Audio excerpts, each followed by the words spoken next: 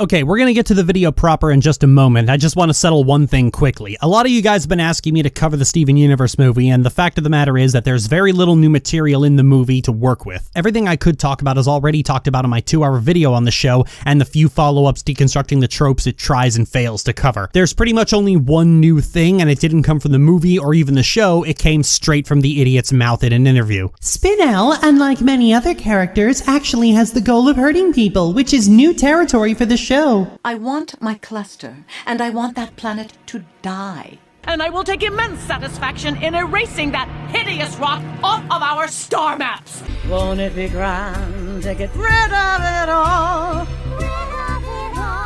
Let's make a plan of attack. Forget the trial. We should shatter her just for looking like that. We blasted the planet and obliterated every gem on its surface.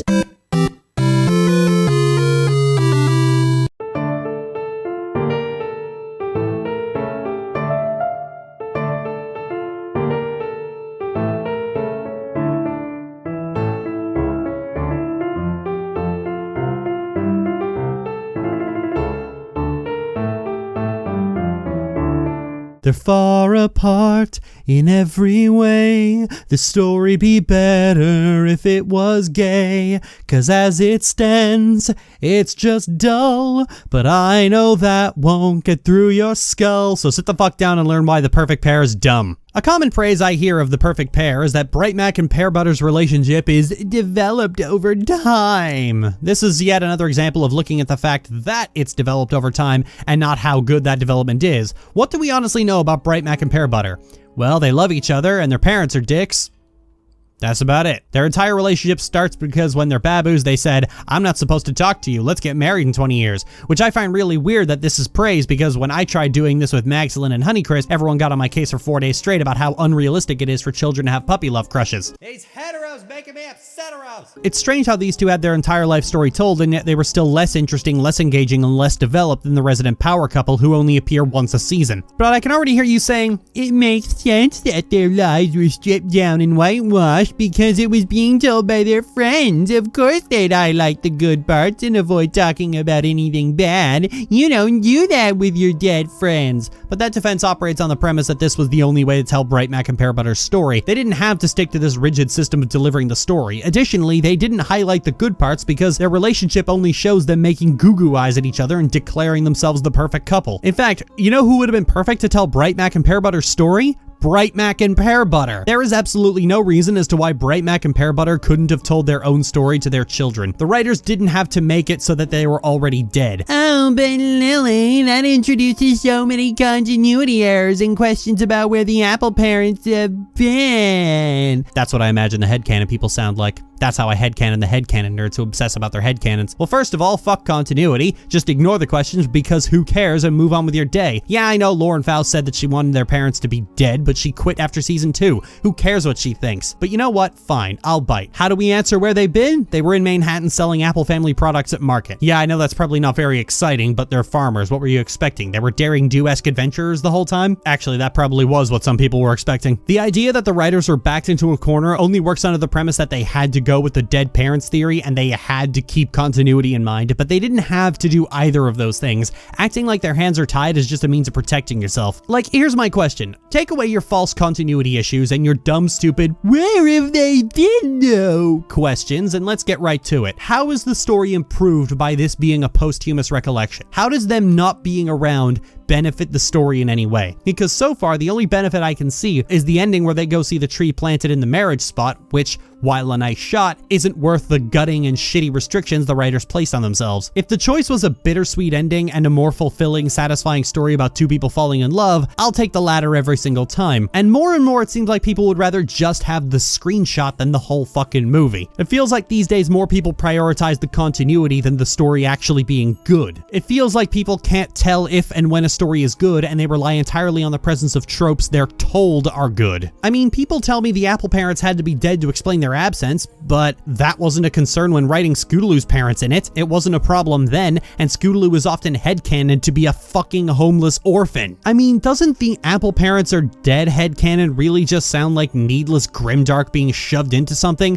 like Steven Universe deciding to add genocide and slavery to the stakes with no intention on factoring it into the decision making? Or all those headcanons about Pokemon and Adventure Time where the entire story is suggested to be a coma dream because apparently we need to explain the whimsy and explain Ash's lack of aging, and going the most bleak and miserable route to do that is exactly what insecure man-children always do, so they can claim that the show is actually super ethereal. Yeah, I get that children go through parental death sometimes, but My Little Pony being the one to talk about that, I've always preferred the fact that Hasbro wouldn't let Lauren Faust do that in the first place. It always felt like needless addition of heavy material, especially in a show intended for 5-year-olds about friendship. Yeah, this is season 7 and we're already starting the process of abandoning being an entertaining show for children in favor of sucking unwashed brony dick, but on principle I've always been against turning My Little Pony from a slice of life sitcom into a world-spanning adventure story. It always felt so unnecessary and done more to satisfy the adult fandom and their greedy nonsense than making the story better in any possible way. But hey, regardless of all that, the people who love this episode also praise it for being a forbidden love story done right, and I'm gonna stop you right there because this is not a forbidden love story at all, let alone one done right. People compare the perfect pair to Romeo and Juliet, except Pear Butter and Bright Mac don't die at the except Pear Butter and Bright Mac don't die violently at the end. But there's a key difference between stories like Romeo and Juliet and West Side Story and this. Namely, Pear Butter and Bright Mac are not in any actual danger. In those aforementioned stories, the forbidden love comes from violent gang warfare. Literal warring houses that will actually kill each other. Romeo and Juliet literally risk death by trying to be together. There's a high chance that one or both of them are going to be killed by the opposing family. It's like being gay in a progressive cartoon. If you come out with it, there's a 90% chance you'll end up dead. In The Perfect Pair, this is not the case. Yeah, there's a family feud, but only between Granny Smith and Grandpair, who just yell at each other a lot. Sure, maybe when they're kids and teenagers, it's a lot harder to be together, but once they reach adulthood, there's absolutely nothing stopping them from being together. They're adults, and their parents do not have the means or willingness to get violent, so why are they even keeping their relationship a secret? The only real risk is that their parents will be cross, but they're adults. They can just as easily tell their parents to go pound sand. Why is disappointing them such a massive roadblock?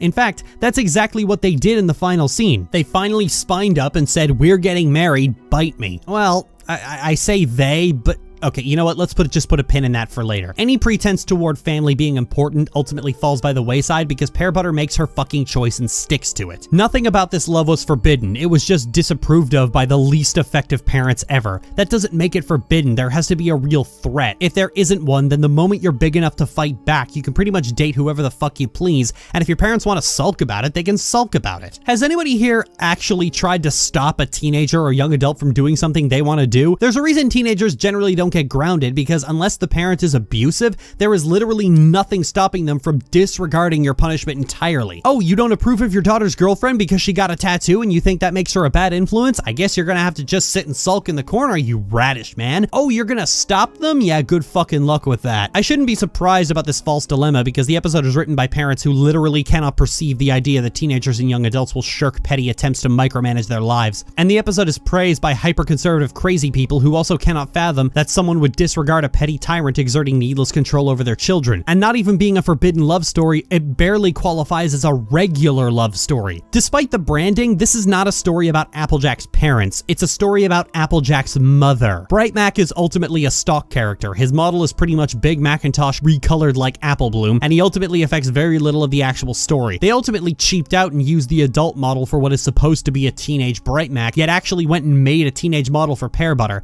Pear Butter not only has a unique design that makes her stand out from the other characters, but she's the one who goes through the actual story. She's the epicenter of the story's conflict. She's the one who gets most of the character development, and she's the one who ultimately makes the hard decision and has to give something up. Personally, I hate this episode because it's fucking boring, but Pear Butter herself honestly deserved a better story for herself. That last scene where she basically tells her father that her decision is made and he can either accept that or go away is...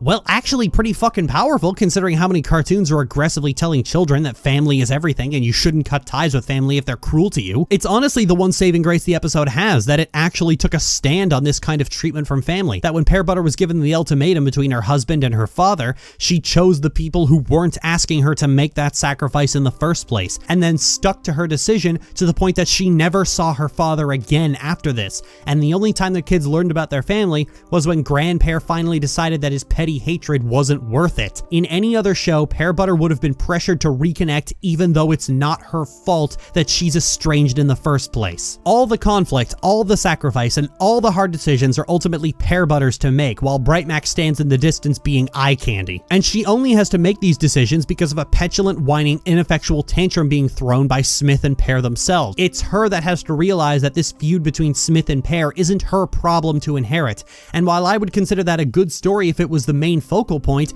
as it stands, it simply reinforces the fact that Bright Mac and Pear Butter really have nothing in common. Throughout the episode, Pear Butter shows to have a great deal of interest from baking to playing music, and all Bright Mac ever does is gallop and stare at a teenager's ass. This romance ultimately amounts to Pear Butter saying they're the perfect pair, yet little of what we're actually shown reinforces that. I'm not saying shallow romance is necessarily a bad thing, fucking god, I can't throw stones in that regard, but it irks me that people call this a well-developed, realistic relationship, when really their relationship ultimately amounts to broadcasting how heterosexual they are. Let me be blunt here. If Pear Butter had married the character she had a lot more chemistry with, the shallowness and skeletal nature of their relationship would have been pointed out by everybody, even though it would now no longer be shallow and skeletal because the two characters have more in common. That montage of Pear Butter helping Mrs. Cake with her recipes and helping her build her business, that's the kind of thing she needed with Bright Mac. The kind of personal connection and closeness that two people who are supposedly having been dating since childhood should have. It might seem small, but it's such a crucial element to have, even just that small,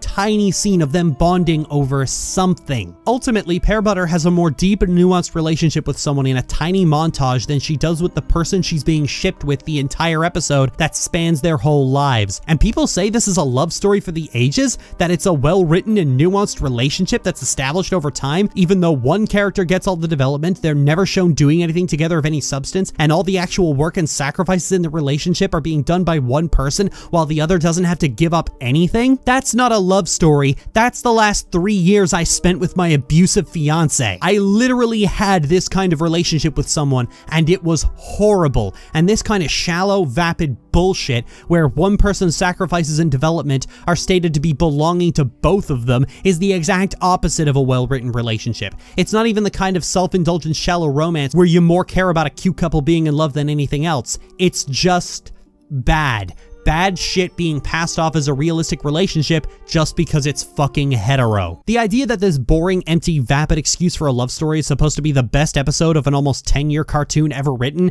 especially when It Ain't Easy Being Breezy still exists and is a much more complete and satisfying story, is quite frankly nonsense. But at this point I'm desensitized to the idea that cartoon fandoms are full of empty-headed, insecure dipshits who are more concerned with the superficial trappings of maturity than entertainment value, story structure, or actual maturity. And you know what? You know this already. The perfect pair sucks, and this was why.